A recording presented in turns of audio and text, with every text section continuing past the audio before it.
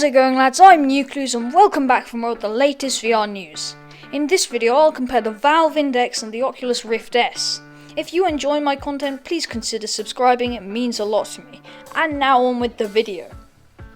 With VR starting to boom in 2020, there is much speculation on which headset is right for you. The competition is high and there are three main types of VR. Excluding phone VR, these three are PC VR, PSVR, and standalone VR.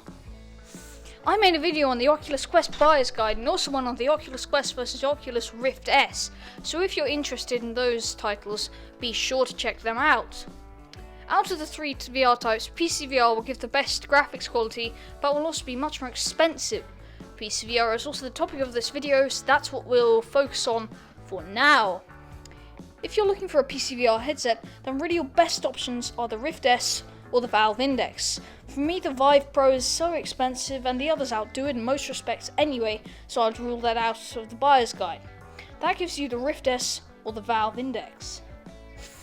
Many have gone towards buying the Valve Index with the release of Half-Life Alyx. The Rift S gives a great cheaper alternative with its lower price tag. But what are the differences between these two that make the Valve Index so much more expensive?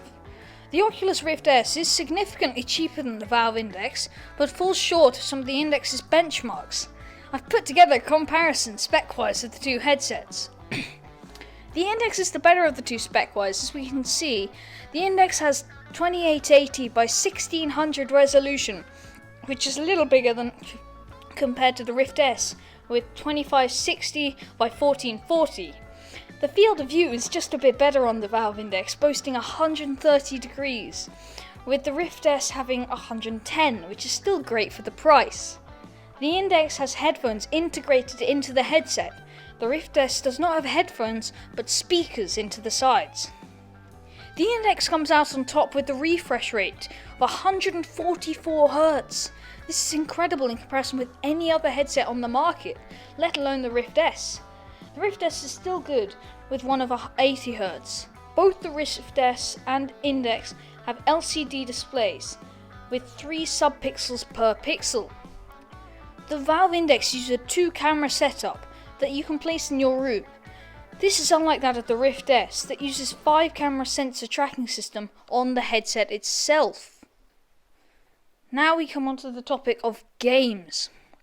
Valve and Oculus both have a great selection of games, but in this Valve have the advantage of Steam, including games like Fallout 4, Skyrim, and of course Half-Life Alyx. These are full-length, open-world games, which Oculus has none of.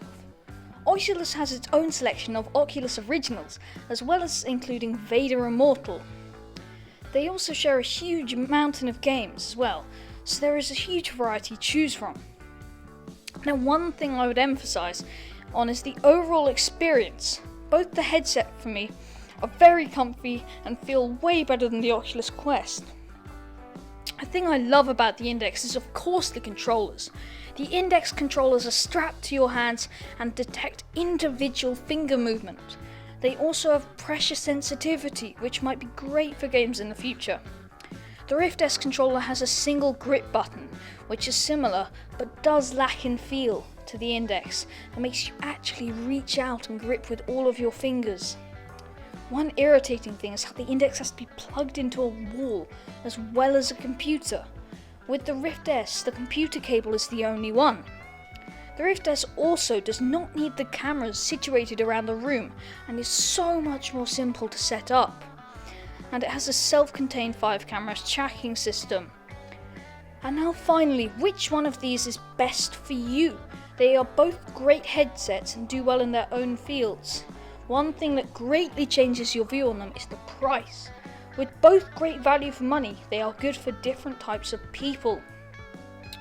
The Rift S is brilliant for people who are new to VR or do not want to spend the insane amount of money on the Valve Index. The whole bundle of the Valve Index costs £919 and includes a free copy of Half-Life Alyx, which kind of makes up for it. The Rift S, on the other hand, just costs £399. This is as much as a games console, such as a PS4. For those who don't have the money, for the Vive or Index and have a VR-ready PC, the Rift is just brilliant. It's cheap and compact and hosts a vast selection of brilliant games. You also would want to check to see if your PC is VR ready, as it would not be fun to get your new headset and then discover that you can't use it.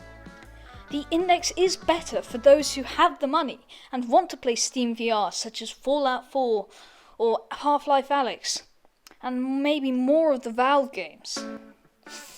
I hope this has given you the insight you need to choose which headset is right for you. If you do enjoy this content, please do consider subscribing or leave a like. It's just one click and it means so much to me. Thanks for watching, boys, and I'll see you soon for more of the latest VR news. Thanks, lads.